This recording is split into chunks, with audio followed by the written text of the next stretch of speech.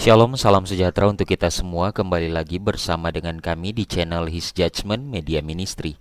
Pada kesempatan kali ini kita akan mempelajari kembali pelajaran sekolah sahabat kita. Namun sebelum itu mari kita tunduk kepala, kita berdoa. Bapa di surga, terima kasih untuk berkat-Mu yang boleh kami rasakan sampai pada saat ini.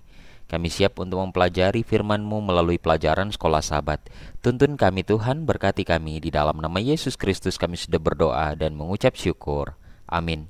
Judul pelajaran sekolah sahabat kita pada pelajaran yang keempat di tanggal 26 April 2025 adalah Bangsa-bangsa, bagian yang pertama.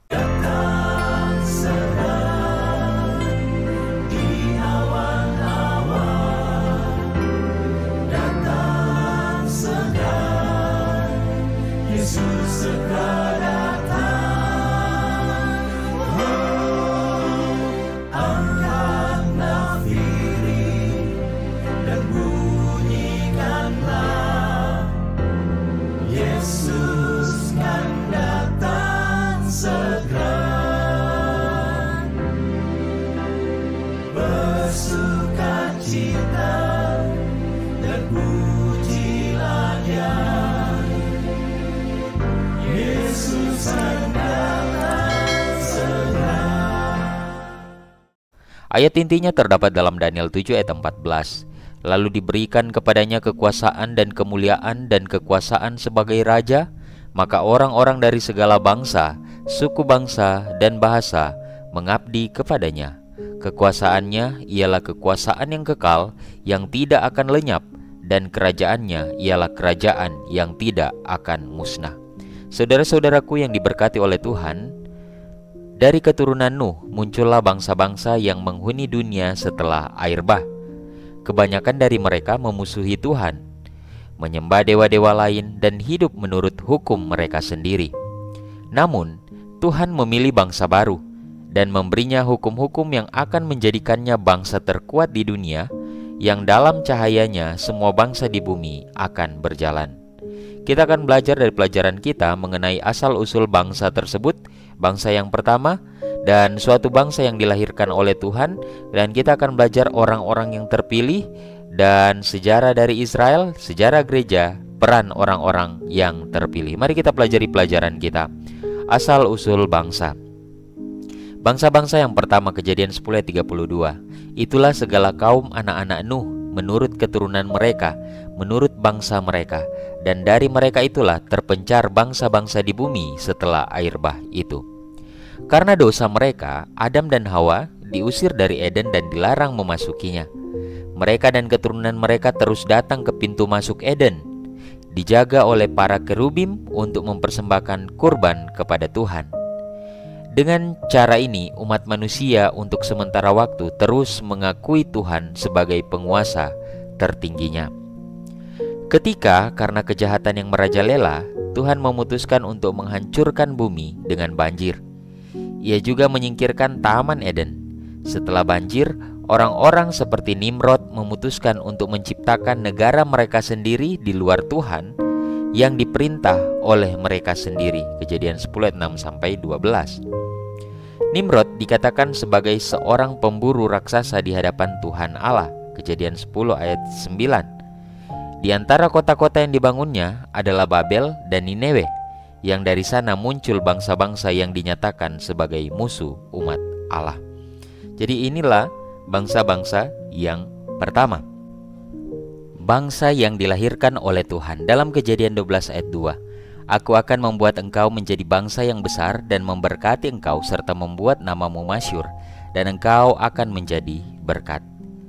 Kitab Kejadian pasal 10 menggunakan kata Ibrani goyim untuk merujuk kepada bangsa-bangsa.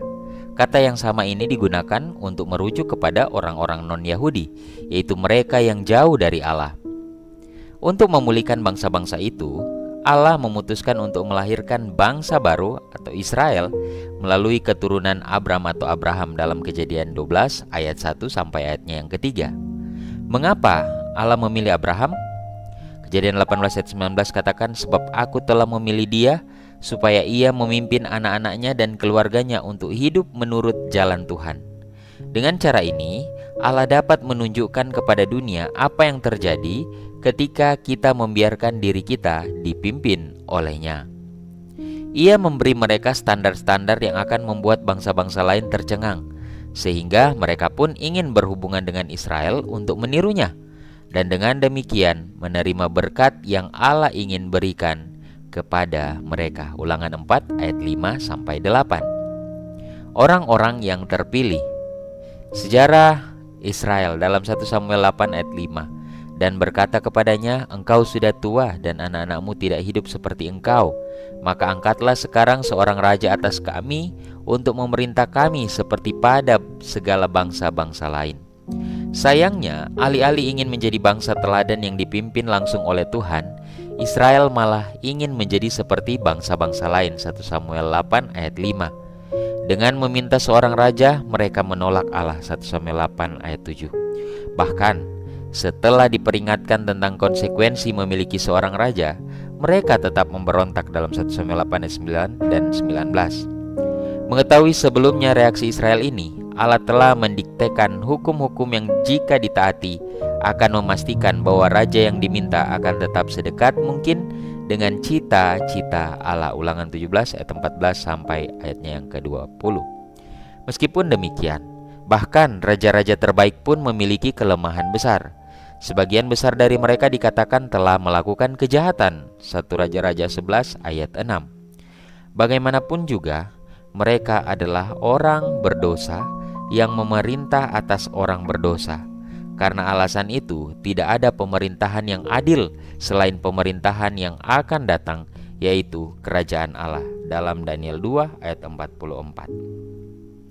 Bagaimana dengan sejarah gereja? Matius 20 ayat 26. Tidaklah demikian di antara kamu. Barang siapa ingin menjadi besar di antara kamu, hendaklah ia menjadi pelayanmu. Setelah Israel murtad, Yesus mendirikan umat baru, yaitu gereja. Namun, umat ini tidak boleh memiliki raja atau kewarganegaraan tertentu. Mereka yang memerintah harus melayani orang lain. Matius 20 ayat 25-28. Selama 300 tahun penganiayaan, gereja tetap setia. Namun kebebasan telah tiba. Konstantinus abad keempat melegalkan Kristen, dan ia menjadi penguasa tidak resminya. Ia memimpin kongres dan mengeluarkan hukum yang mengatur gereja. Pada abad kelima dan keenam, gereja semakin bergantung pada negara. Uskup Roma memperoleh otoritas lebih besar. Pelayanan tidak lagi menjadi norma pemerintahan. Abad pertengahan, siapapun yang tidak menaati otoritas gereja harus mengalami kematian, penyiksaan, atau pemenjaraan. Jadi inilah yang terjadi ketika bangsa Israel gagal, maka Tuhan atau Yesus membuat umat yang baru atau gereja, mereka yang mengikuti Yesus. Dan ini tidak boleh memiliki raja. Tetapi apa yang terjadi? Selama 300 tahun penganiayaan orang-orang Kristen pengikut-pengikut Yesus, gereja ini tetap setia. Namun tibalah waktu di mana kebebasan itu terjadi, di mana Konstantinus abad keempat dia melegalkan Kristen. Dan bahkan dia akhirnya menjadi penguasa yang tidak resmi. Dia memimpin kongres, dia mengeluarkan hukum yang mengatur gereja, padahal tidak seharusnya seperti itu. Pada abad kelima dan keenam, pada akhirnya gereja semakin bergantung pada negara.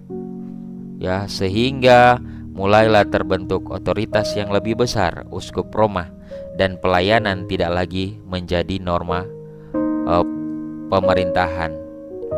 Jadi sudah ada orang-orang tertinggi yang seharusnya mereka harus melayani, tetapi yang terjadi adalah dilayani. Dan abad pertengahan, siapapun yang tidak menaati otoritas gereja, maka akan mengalami penganiayaan atau kematian, penyiksaan, dan pemenjaraan. Inilah yang terjadi dengan sejarah gereja Kristen. Dengan demikian, gereja melakukan kesalahan yang sama seperti orang Israel. Peran orang-orang yang terpilih, Yesaya 42 ayat 6.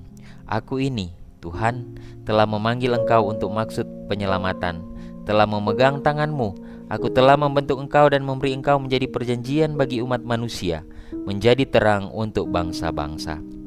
Bagaimana Israel dapat menjadi terang bagi bangsa-bangsa? Yesaya 42 ayat 6. Bagaimana gereja dapat menjadi terang? Dalam Matius 5 ayat 14. Yang pertama adalah melalui ketaatannya. Ulangan 4 ayat 6, Matius 5 ayat 16. Kemudian yang kedua, menunjukkan solusi atas dosa. Muhammad 4 ayat 27 sampai 29, Yohanes 3 ayat 16. Mengumumkan kedatangan Yesus yang kedua. Yesaya 40 ayat 9 sampai 10, Wahyu 14 ayat 6 sampai 11. Realitas historis umat Allah adalah umat yang gagal menyelesaikan pekerjaan yang telah ditetapkan Allah bagi mereka. Namun, dunia telah diberkati melalui Israel dan gereja dengan pesan keselamatan yang diberkati. Kita hidup di bagian akhir sejarah, saudara-saudaraku.